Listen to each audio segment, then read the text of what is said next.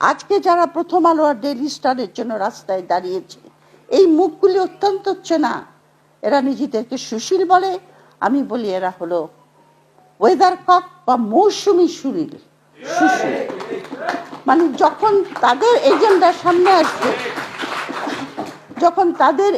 সামনে আসবে, তখন তারা মানবাধিকার, হিউম্যান রাইটস, অমুক তমুক এগুলি বলে আসবে। কিন্তু প্রথম আলোর অফিসে আগুন দিয়েছে, আমি ভায়োলেন্সকে সাপোর্ট করছি না, কিন্তু আগে কি কাগজে আগুন দেওয়া হয় নাই?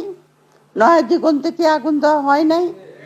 সংগ্রামের এডিটরকে দাড়ি চেপে, দাড়িতে বয়স্ক লোক, উনি তো মরেও যেতে পারতো, তাকে কি, তখন এরা কোথায় ছিল?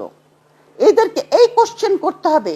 এরা কিন্তু আমাদের সকল মৌসুমী সুশীলা, কিন্তু unfortunately I may be wrong, যেটাকে আমরা বলি, হাসানুজ্জামান বলতে পারবে, তারা হলো ফিফথ কলামিস্ট বলি আমরা।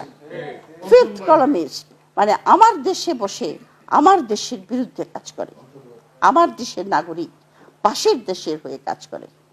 তারা তো এতখানি পেনিট্রেশন করতে পারতো না যদি আমরা তাদেরকে সাহায্য না করতাম। সুতরাং আমাদের সামনে যে যুদ্ধ, সেই যুদ্ধটা কিন্তু বিশাল।